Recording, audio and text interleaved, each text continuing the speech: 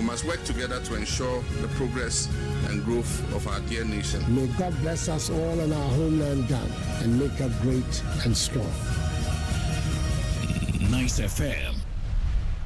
Abusia yama munyina hawie mo bibia kwaba Enfambra Nyce 90.7 awia pram to brakase bo jasu kwa so yatna sidie nende ensama hodo no ye be yegu asra ne abasa besepani ko na haban wata sina banyansa fomu na ene eye joda yesi na watchu foforo mu November boso me no ne da eto so du enso e wo fempemienu ene aduonu enum emu abusia kase bo no nsama hodo bia abati wo mu ebi enyi Interior Ministry no ede recruitment na ba bekoso ede ama police ni immigration ni nasefo no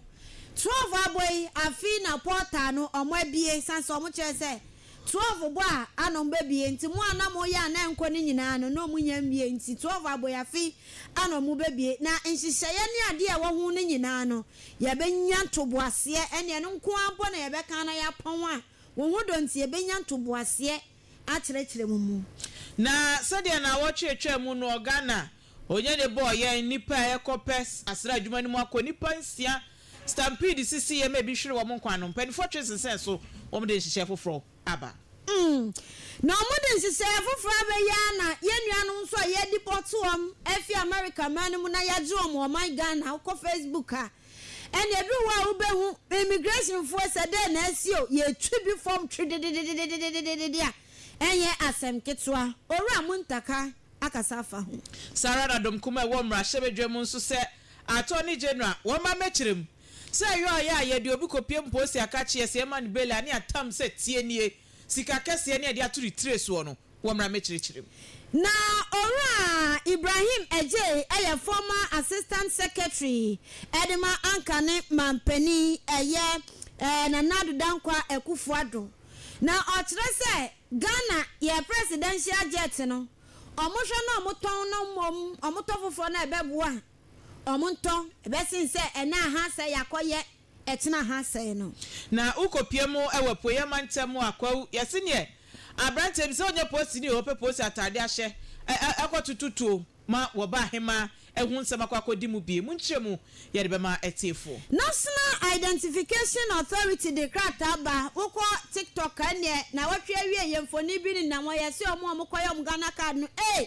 chase sika ya de behwe wutire mu no benya 1000 ni akire wutia ya na ya ma wantu a wusi ho na ade asan na wakọ ufie omo de ho nkrata aba yabeka ho asem ebusia foforo bi ka we hu ene joda wie ye no mienu ebeka bom amakase bonetimi ayekejuana yemfa seda no emma eye nwumeku ahodro ye adehye herbal clinic se wo de no eye de hia ebia na ye stroke ulcer diabetes pressure rheumatism asthma sexual weakness anasa woman nsem na etete wa eye adehye herbal clinic gomo afranse ombe ho afo sorry dan no 0545 042121 yebeje osom afa works bite edidi afele trebia aduane papa de ewunya no bia eno ane works bite say ye banku fanti na apesa de boss tilapia na se kruma for ni chimo ho ampesie anase emutuo na ope ni nyina eye works bite eni jesam ne se emu abusuafo no emu so ebia jollof rice fried rice plain rice vegetable rice colored rice edien ni nyina wache ubenya bi ewo honomo ye delivery enti ba bia wo bia ne pusi ahomatofo na wie ya na ne ope no yemfa ensom ye pizza shawarma burger ni nyina ye wo bi eba ne noodles pasta de yinso a ye different ewo honomo ope nsa anom ne mu ode de ano ahye ebia wine champagne ebia so ye will be Rabisam Junction Winneba and ye wo ye sanso Sir Charles Beach honum freyen 0594 668 688 ebajo so my idea nko so abu esa aduane sema ye kan nyina no he wasum de there be unom peno ensisi wo husu yi a fakodan one family clinic ye bom mrane se pain expert onipadua na kwa ba bibia ye wo ye bia no fako honom ye di mfidie be hwehwe onipadua nim fitu tirinwa no koso unase wo mora no na ye hu unom penu ba bia ho atochema ne da bibidro kroje aboa wa kesisi ani e dia mawo na ye tu fonso afa wadua ne die ene abrabo dada sesene mu ensem ho aguna so adrekom krom police bar in Latter Day Saint dino edin hwanim kumase patase Kumasi asenfo so Mozama Junction and Achufu Praso New Market Yeni Pacific Filling Station no and edi enhwene mu fry was 0248 331 331 yebajo so ebusia enyumakoi adama ene die awia jaso kwanso girls yede dan wo bedin akosia aboaje ahenkra akwa A4 awia menin fia da hima fia adepa asa afejibre na kasebo nkyeremu ene wie e wo jaso kwanso yemfanso mu Nyce FM Yanshan samnase emfamfri ha esanse eno na obia etwen enti mayemfama etiefo nso senia etie no we eye recruitment ya ene wonu mu amopese omukopie mu awo security agency ahudro no mu 2025-2026 de no yanya ebie na anopaye de tudwa se ene ana ehyaase enti koda wo bebo a wo betumi ade abi o portal ne ade no na bi ka fia me de bi yes pending no yes pending o ai esan so mo kire se ebo awia 12 o'clock ana mo bebie enti sisi ya 12 abie yi de mo ana mo yes pending enye yie no mo betumi atry ahwe esan se 12 ana mo kan se omo ebebiem na afi de wa opese wura mu bia no watumi ewrem na wo de ho nsem so wakruche ne nyina nso atumi edi egu ho enso eno enti eye sa recruitment ya eba beba sui ehu ensem senia etie nie enti we eye centralized services recruitment portal eno ana yedi ye adwuma no centralized services recruitment portal eno ana ye edi efi ehonti eno na empenifo kire se ebo 12 ana omu bebie enti 12 aboyi de megidi ye pa se ene yatumi abie enso oho enti sade a kwata 12 1 de na chese omatumi nso abie enso ewo eho no mo enti eno an se wo bebo modin na opota no kwan obefa so a wo be assess ni se ene wo kwa wono mu a sa omo link na eda wono eye https na slash mienu na biem wo ho cserpgh.com sa link na obekọ na eda wono na waboso wunya abo sa link no eso a eyade a ede wo ebekọ baabia eye se etumi ede wo konso na ene enkyerɛkyerɛ mu bia ɛwɔ hɔ no na ene wahu so ɛwɔ ɛhɔ no mom na sei ana etie koda wode ebebo akọ ana o voucher no o pe voucher kwanya o befa so a wo benya nie wo benya o voucher enie wo fa wo phone na emfa wo ne network bia wo use network a wo use no eno an se wo bebo *713* 03# *713*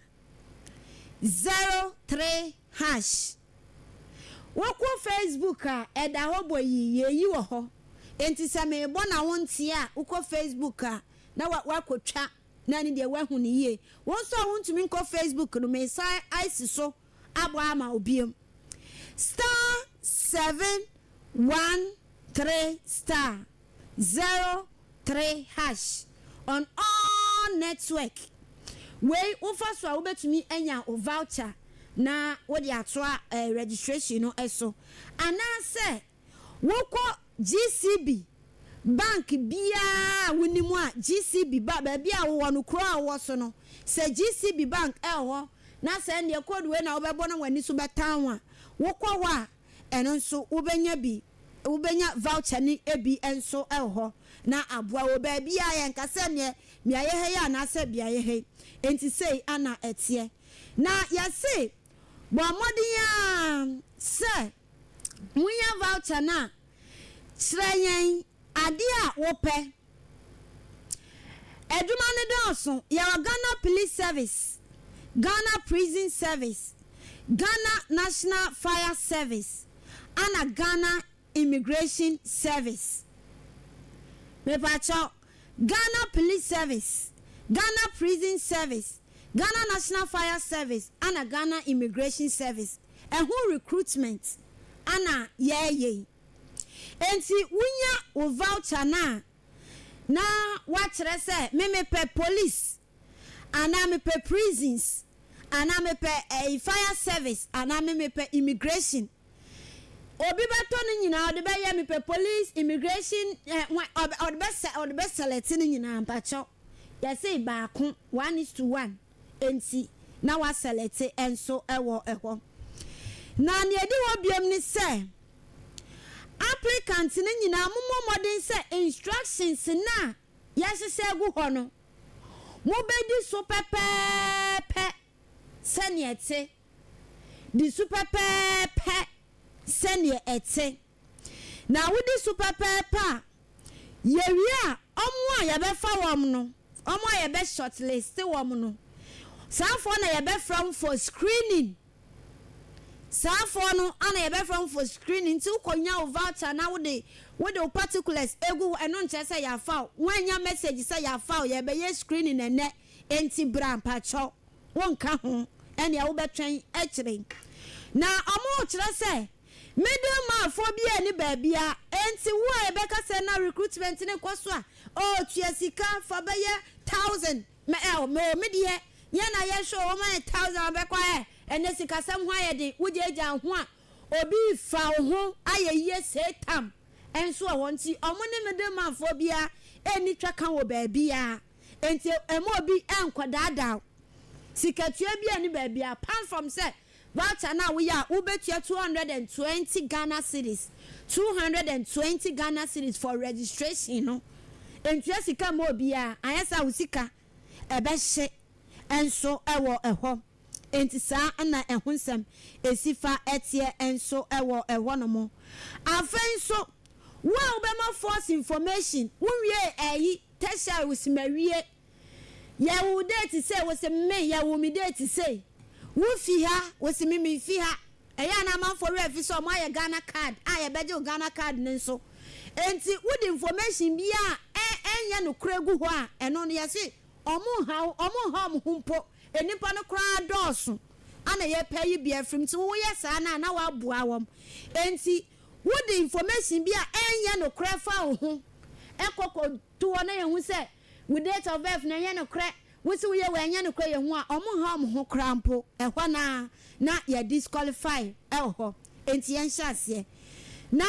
we no hyase fiti ene 17th November na ye dia ba awieye 19th December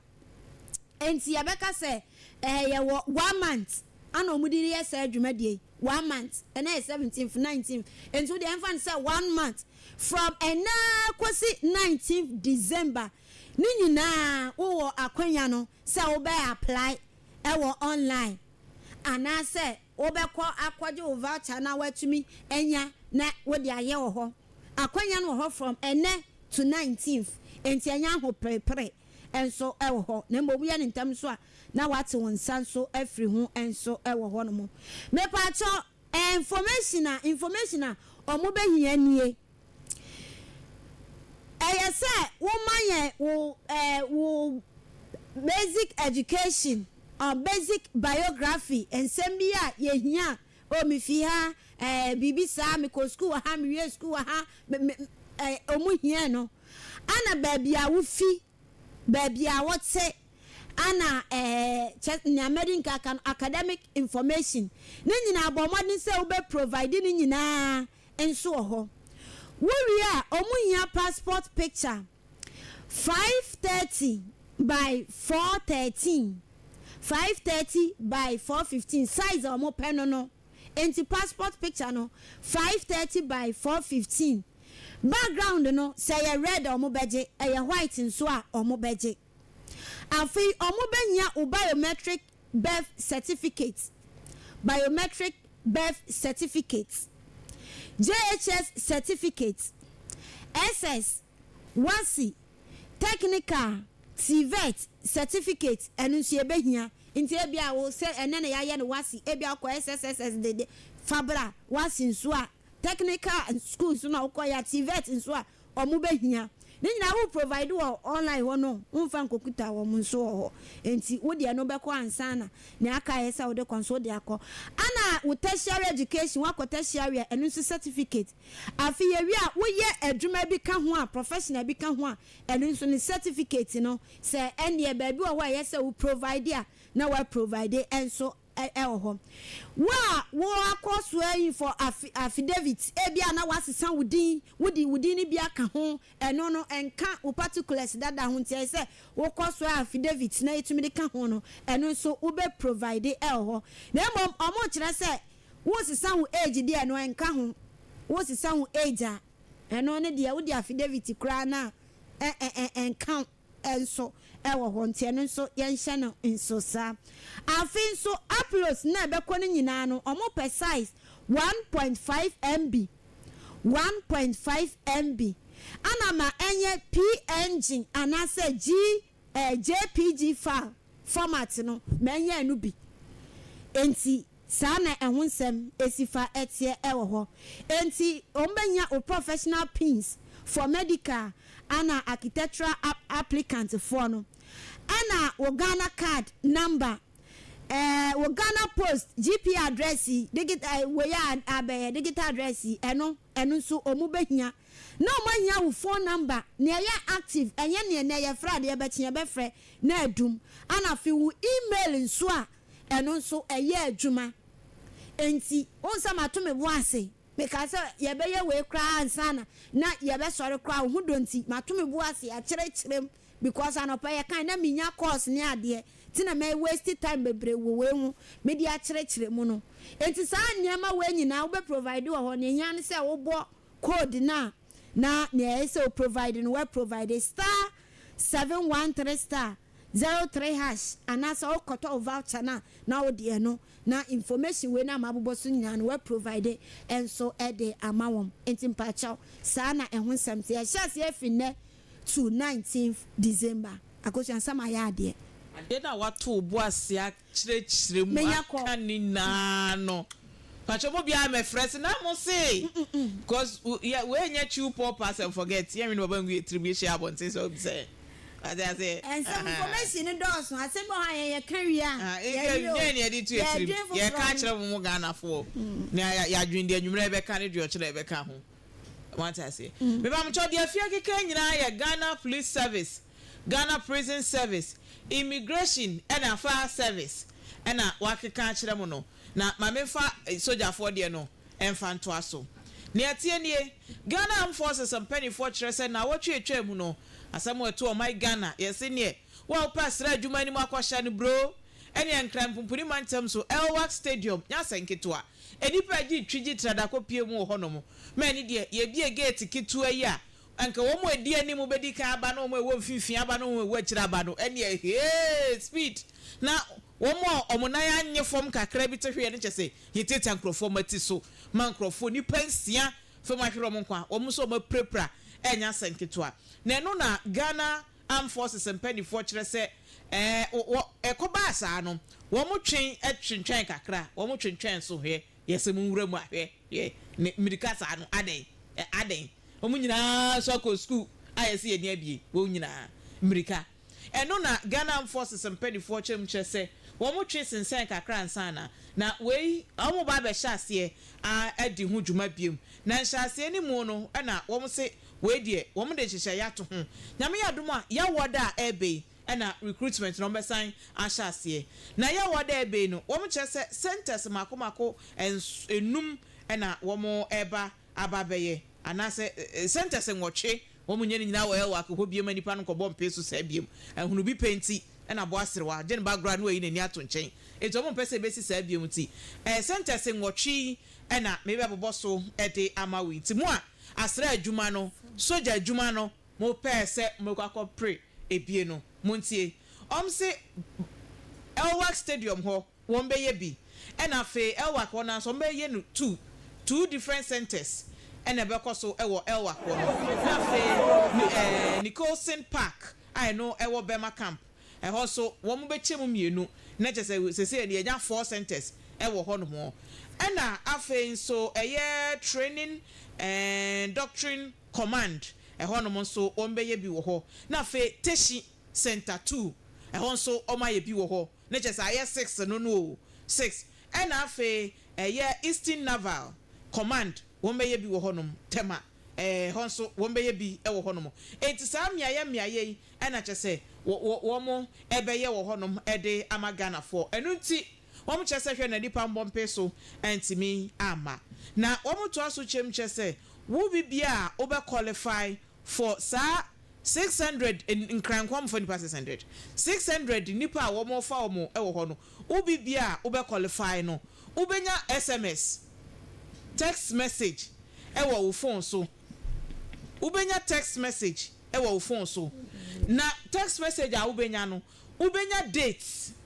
no wonya badge a wowom yɛbɛma wo date ne ama wo badge a wowom na yɛakyerɛ wo center koro a wobɛkɔ akɔkɔyɛ screening wobɛnya date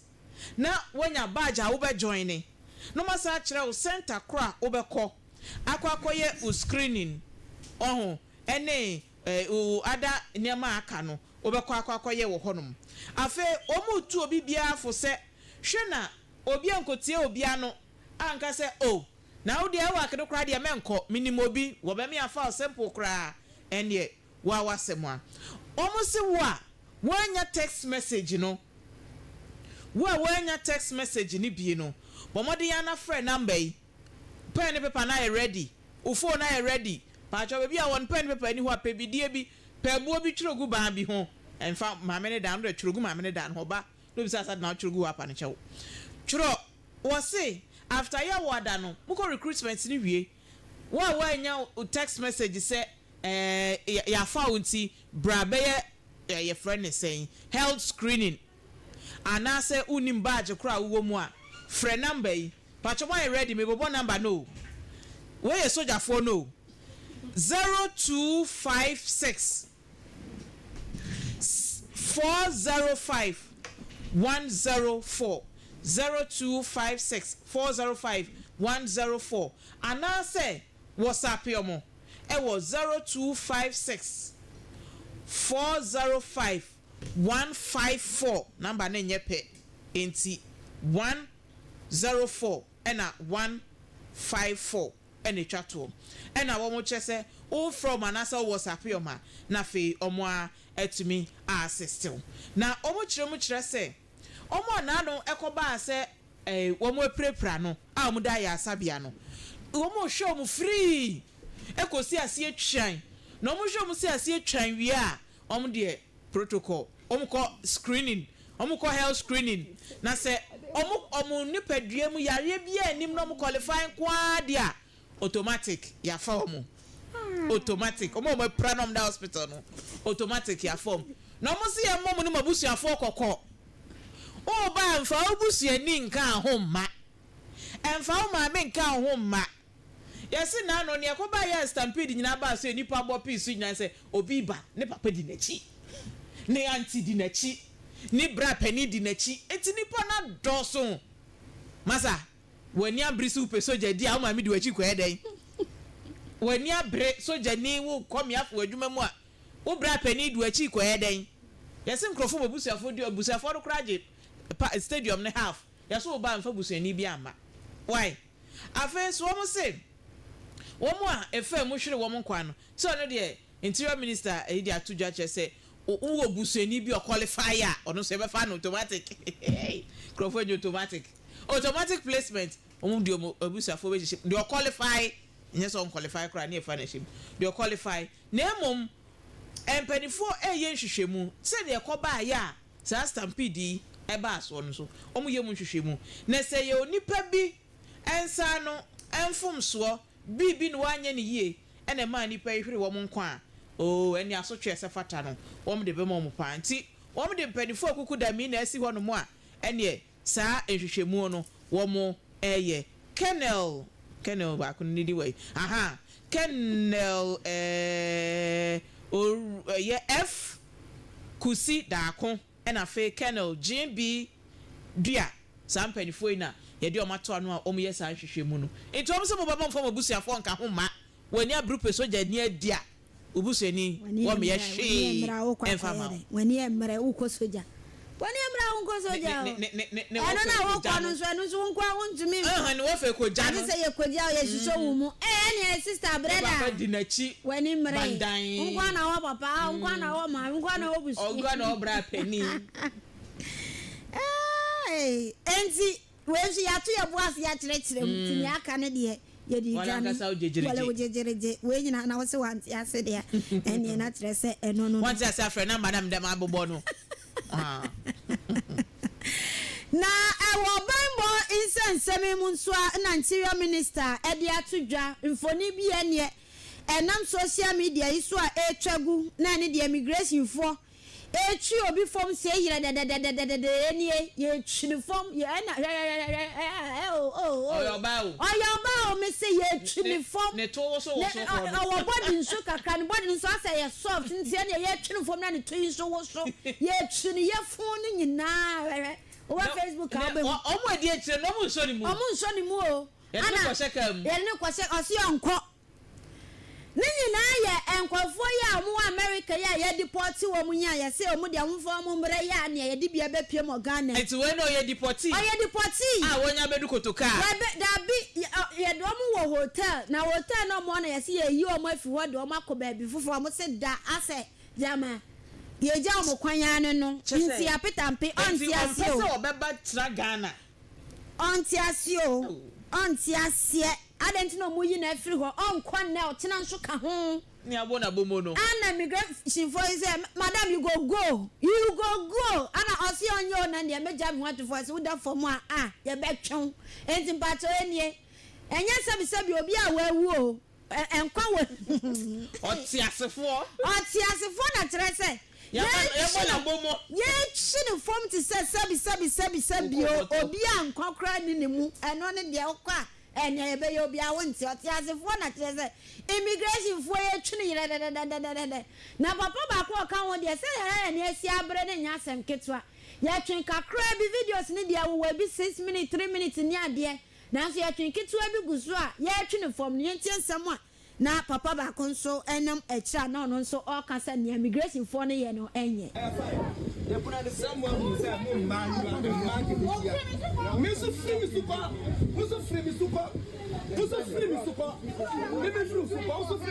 hey, are you making sound? Aliva is making sound. And when you tell, what the other young come what the other Mimi and now I yell me. Dragging her 1, 2, 3, 4, 5, 6. Me and now my answer. Your honor. Look at the way they are dragging the woman. You see the way they are dragging the castle. You see the way they are dragging the woman. The way they are dragging my auntie, in fact, is very bad. It's very bad. And it's terrible. Please, you people should come inside. Entim pacho wo dia wo ba Facebook aba hu sa papa na sam na kan ye izi oni pa da sani o wenso nsha ne mo de kakra nti ye twinu fo ma be ka ne pa osi anko na migration fo so wo boa wo be ko enti oba na ka hu na ka se nti wo hu ne ede ya onyanko ba ede wani mutwen ho ka ho se ma me ne kwa ye twinu fo no so kwampo jama wa asma mpo enti chesa ade no kuta ni hela ne ade nyina wo mtrese enkofo yi makwan gaba na ye twini fom enti video we ba na ese ora mu ntaka na we ye na enkofo yi amakwaji wom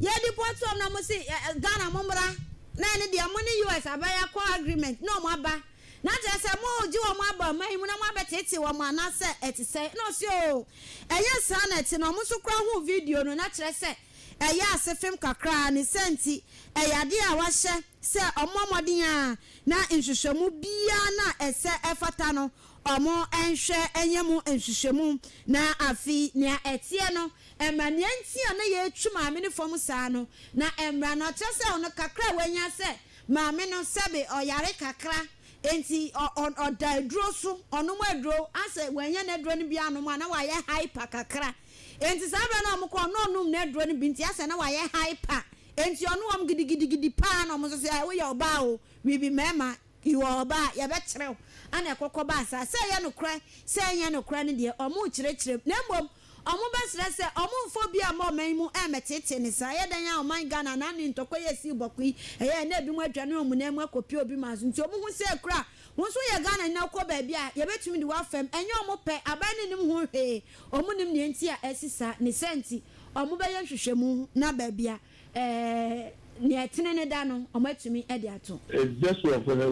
we saw that I started the Comptroller General of Immigration to investigate that and get me a report on it, which I'm sure I should get this week. And the criminal thing that we had was that this lady was supposed to be on medication, and I think she didn't take her medication, but so along the line she became violent, and that resulted in that. But I wouldn't want to preempt the report that they will bring it to me. I can assure you that we believe that we are brothers and sisters. Our brothers and sisters from the West African countries will be treated with the utmost respect. We will do everything humanly possible to treat them well, just as we treat our own citizens. There's no any connivance or government involvement in trying to molest anybody that is brought in from the United States of America. We will continue to give them the best of services that we can and be able to encourage them to have their options. If you want to stay, then let the embassy pick you up. If you want to go back to your country, we'll facilitate your movement, and we'll do this with the involvement of their embassy, because we call the embassies in. Sometimes they give us a travel certificate for the payment who us move them to their country. So we continue to work with the foreign ministry and their various missions in Accra to make sure that every citizen of the West African that is brought into our country is treated with respect. And like I said, while that person doesn't have any criminal background and the person wants to stay, we'll encourage the embassy to come forward and pick them so that they can stay with them. Enti no video no mam na ye twene form no ate so enye de na mom ne esi bia no mo ye mo hwehwemu na ne etie bia no omo de yie atu yie Ebse ayen komra shebedwam na dom kuma ba no dani eye honorable Alexander Kwame na afanya makin na wo ka say wo kire wo mra shebedwam se da bi o wonte ase wo besre se speaker be makwan na ene de aban lawyer Penny Attorney General ne osofo hwe atentre ne so Chief Justice Obeba Attorney General and Minister of Justice Attorney General and Minister of Justice Dr. Dominic Ayene ono asem na making ora ayene mra shebedwam na oba a wo meyi ne ho ano a wo meyi ne sen wo so nte ase aban dada etwem ye NPP aban omo a wo mo som ye wom akoba se wo mo ho nsem ba ko mienu bia beto pa waso a ye hwehwe mo nsemu nte ya ape na national security for na police for akofom e de makopi o makachi na anya kopie mu honom ne yese ye bema wo beli pe ene fanse guti na twa jadwo hyase esu sanse bail condition wo mo do bema no ya na ye twamenebo woso Ura Dominic Ayine emra mechirim se edienti ena ya bail akese na editom triso no na anu National Service Secretariat mami wone ne boss ye de omkoye chama wuntumi ye de ne koye chese wo ka hwan no agya hwan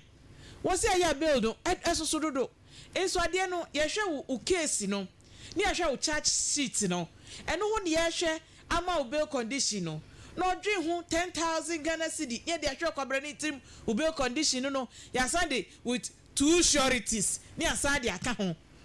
esa ha dwen enti wosre mpanifo enfre Ura Dominic Ayine na womra mrahebedwam ono aye Minister of Justice no wasa ya Attorney General yi womra mechirechirem no mu hu de enti a aya bail conditions no emu odrusa no wompese womote ase yenti Ura Alexander Afenyo marking themselves, and when they go, very onerous bail conditions are imposed on them. Mr. Speaker, we are not in any way bringing this matter up to attempt interfering in judicial processes. No, we are raising it as a matter of national concern, the impression we give. And I would want to make a call on the leader of the House to program the learned Attorney General to apprise us on some of these matters. Mr. Speaker, if a bail is imposed mainly because of a charge sheet or the fact of the case without the other party being heard, it's quite worrying. We are concerned, and we believe that if perhaps the Attorney General comes here to brief us why some of these onerous bail terms, we'll be able to interrogate the matter, because it's quite serious where a court grants bail and an accused will be in custody for several weeks. Mr. Speaker, it is quite worrying. Item 1 IVA, Mr. Speaker, is long overdue. Each time it features, there is one excuse or the other. I would want to plead with the table office to ensure that proper transmission of this is received by the learned Attorney General, because the question to ask the Minister of Justice and Attorney General the basis for the administrative decision by Yoko to demand justification as a bail condition for suspects in recent times, particularly appointees of previous government, is of national concern. It's been since March, and each time the learned Attorney General is unable to appear. So I don't want it to just future without action. Enti speaker anti asienya yenfre Attorney General amramra shebedwem no meyi ano se ko ba ya bail conditions na ya na so sa no wo mechirem. Ora Ibrahim Eje, former assistant secretary Edema office of the former president. Adogagai at the show board and Adodankwa Ekufuado. No di afuto akwama abenye etising. So no de oya Ghana ni enti mampanin so de de onu no de anim so ne ne yadwon so ne ne yadwon so ne wo party back mo so ne wo party back mo na ne bambo ho nsem no se ye ma ehia ye nyina se oman na ye nyina ye hwe sa presidential jet ya 2010 ton ana mampanin dada akufo ebo modern cry enumpo omo ye hu bibia ye bedu oman Ghana no no so kwa ya to abakura tu no ama ene ye mampani a wanya ne baby kro ora John Evans Fifi Atamas ne penso ana eba ye etumi aye adwuma na abra NDC fi so MPP ba omo kire mu se enti Ghana mampani na dan kwa ku for the presidential jet pa na sie de bia na watam sika twitwiri die na ne de akwa for private jet na ukọ wabra wensu esiwo eka na mobo eno na enam so a ewiem adware ba ya ne so ye insempizo na so no mo kire se samra na presidential jet no eni ahoden a ebetumi edi mampani adi akoni abasa eno koye nsem bebre ama yenya yenimnia ora sa wakujo to black kwa keka fa hu na kwa koye nsem se yenta abamu sachira ba ya MPP eba ye nso ana ankane ye defense minister wanya ne baby eko ora omane bo amanso krai kasi su sampa presidential jet ne de adwuma ho pa amane de bo anan fi oman mu kosiesie ma ye chese osisi ade egusu enchekra chese yensa ebetumi aka ewo ho no no na okasa se ebe omonjo se ampa presidential jet no ebetumi a serve the purpose ebetumi a serve ya che ana se eba be ye na nda mitiye myam kotodwa misisi mi chepe enimpa de ukonya kwanhia wo bo asane awote no de bia obeti ya wo baabi saa na wensu ete chimatoba ho ade bia ha se yo na ha se yo na ha se yo eya se ha dwen enti sabanu hwe na ebe cause sa problem no na mom kai de kabeto kaso atonwei na ya pe bia so atofofo na hu se we de ya fofora anka no be bo asen se ye be yusu na sei na ye tisika edi akwakoye na ni na sika na ekọ nti wodi omonhwe na bia wodi na yi ano omo hu se ebe cause problem a omonton na omonto foforo se na ebe ya ebe boa na save omanyiso sika. 2010 it was President Kufuor who sought the budget for it, but it was under President Mills that it physically landed in Ghana. I'm talking the presidential jet in 2010, and there's been issues regarding its usefulness moving forward, because in terms of it wasn't fit to fly, and then we had incidences, especially from Honorable Kujutola Blackwell, in terms of why wasn't President Kufuor using the presidential jet and taking commercial charter flights. And the reality has borne true that that indeed the aircraft was not fit for purpose. I think we heard Honorable Edward Omane-Boama of blessed memory mention in July that the assessment was that it was unfit. It was a sick aircraft. There were calls for a new plane to be budgeted for, and the opposition then at the time said no, it was luxury, it was surplus to requirements. Why should we have that? I would want that His Excellency President John Dramani Mahama has the highest security available per his travel schedules, because he represents us. And when we start to play politics with it, I'm not saying that we shouldn't interrogate budgetary expenditure. We should all do that. We have to be mindful of the reason and the purpose for that particular expenditure. The presidential jet, as you know, is not just used for the president. It's used by the Chief Justice and other members of the armed forces. And so when people think that only the president sits in that aircraft, it's not the case. And I think we have to alert our minds moving forward. Could we get a better plane? Because the older a vehicle, the more you'll find that today was turbofan. Give it another 6 months, it'll be another thing, and so on and so forth. Sometimes you save a penny, but you lose a pound. And we need to somehow allay or avert our minds to that. It's here, the plane is back. We need to do a cost-value assessment. I'm talking about this administration. If we feel that we can sell it, get good revenue from it, and purchase a better presidential jet moving forward, then I think this administration should be mindful to do so. And it's for the auditors and Ghana Armed Forces and all the other Control and Counter General's Department to look into the usefulness of alerting our minds to that. Any government, any leader, you have to think generational. Think about the legacy you can leave. When President Kufuor ordered this jet, he knew he was going out of office. So it was not for him, it was for the nation, despite the criticism came with it. So what President Mahama needs to do now, it's fit for purpose now. Dassault, have the owners and those who did the maintenance work, have cleared it. It's now airworthy. How long is it airworthy? Government should just think about how can we position the next generation, and I'm talking Ghana, because you're serving Ghana, and invest in facilities that will benefit us. Enti Abra, Mampenido da Kufuor years or toss presidential jet, as usual, my Ghana ne Yamanyo sem. Nanso ebaye ono kra nse oje hokoi. Sa neti enti wo ye bibia de bi owo na wutu say ebe ba show but emom da chinti ebe boa ye ba show kra na wa ye President Kufuor ye ba shi na otoye aya eboa ya kwesi se chimato eba hu nti se eni se amanweko no so hwa na insiesie ne be ha adwen a no mo aton no mo de ka to ka so no mo ato foforo se na ebe ye no nso be chance na ebia mfomso bi etisa aba hu Absia yempiem wo epoye mantem we na yekọ piem ewo miama boboa no kwa man ni kromu eyekọ abene ne asinye abene anopeya machi be no nai bremu omonka bi nhemu ne abene kura post station ni ho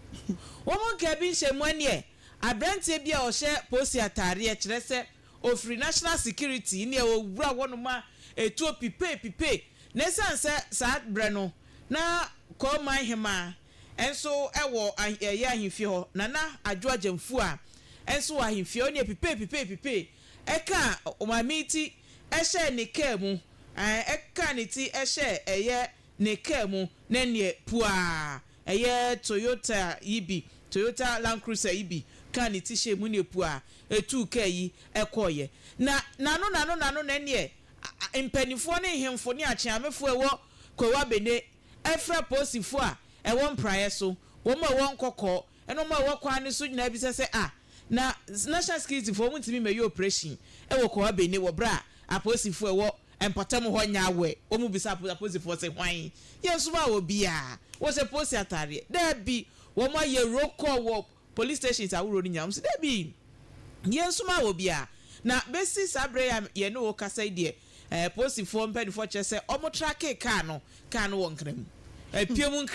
epiem nkran na wo mu guso a wo mu ye hwehwemu e de atrake car no ahu sa nipa potin a e de okopiem okwa bene kwa ma hini krom kopiem honum kotututo kodi anyambransam etisa ebre kakra ni aya ahensam a ewo kwawu ne mpotam no manso kakra batabata hu no bi ntimi hunu se manso yi na akofa we ya ba obi ntimi hunu manu nti aposifo kire se omuye mu hwehwemu nti tension pa sorry kwa beni no enya senketo ampanifo sere se obi anto ne boase na omo ebeye mu hwehwemu Yamfa kasiabo no ensi na enye yentoa messages no kakra na yamfa inkai wasem no entoa so ewo aha Rich BMG asi President of Ghana, you do us 419 what that 24-hour economy ne ewo hin and I say by the way I fear the planning madam for why fe pa o yo ya da say why so for kwabna ni kachi enso say Sembe kreni akosia na yes single why akosia obi bisa o see A4 ni A3 one na yes single afia na yes single akosia na yes single akosia na yes single and na so ka akosia na yes single ana so ka sem she me kon afia na yes single akosia na yes single me mami en samate go for geography title na Kofi Parliament House and so say budget way the hope abre papa emponiama ewom no sabani tumi ye mu be ye nan kra na be hu se bibia ebekoyie papa say loud and clear aguna bobi kuma apa prophet owusu and so say omaye aha ye de amiase say ene eye drada in fact ope ye dwuma din a ye bo na de bia no ne ye se omunya bia nso yetumi de ma on pepepe ana say nice news de say kutu say bam ana de abia so say ohwe de fi ma hodwe aguna swedro ana ono nso de fi de ba Joseph Edu enso say na me pa cho say wo website no eye hard copy en pa cho wo be scan you will scan obia website de obia website ye hard copy we ya danya ubenya hard copy enti say wonni hard copy na wa scan na watumi anya soft copy no ya mi shroud Benjamin scam scam na Benjamin Sam and so I say sa crowd na course o Ewa Stadium no na ehu hia na wunya kra we betumi ya bibia online no mo qualify no ya from for screening edi eni na say screening na so na mo koyo bra screening na no mo koyo ohini ba sika ohini ba sika ba queen and so see asembe kra ni oh my Ghana kwaku salasi and so see enjoy kaseba enjoy wa hin wo ka wo taxi ni mu ana say ehimfa ana see ama ejano endere panchi ankoma Madam Charity Cecilia eni Tampico yo mo gomwa nye kwaze ana mo of him taxi driver gomwa ordina and so see A4 I miss you rough I miss you more of him go more ordina also a film enti eno so eno Adomas kitchen yati se mo bie mu ye yi ti Chikito si enye easy awia wo hokra nti ma yenchia mo ne wa wutie kasebo ebia mra no konti no ako enra me nua bi di ni birthday enra Henrietta Nyako Henrietta Nyako enra odi birthday obo ho aha Reverend Obo home Henrietta Nyako enra na ye ni birthday we free ni papa ho Mr. Joseph Nyako ene ne maame ho ne maame ye assistant headmistress of Palm Senior High School enti Hetty happy birthday o aguna sodro new sawmills eho na o ye fashion designer Hetty happy birthday and I will belated on belated. Happy belated birthday and confirm out Hetty enti yan fancy wa would ne bia so no happy birthday and confirm Maxwell happy birthday and come party no location for me fast means me we show sa kwa enti location give me yan fancy edin munim dada obona de ko Facebook live ana de odu wan so ebo ye chidom say producer na A4 ni A3 so na yen so ye kan kase boy ye didwa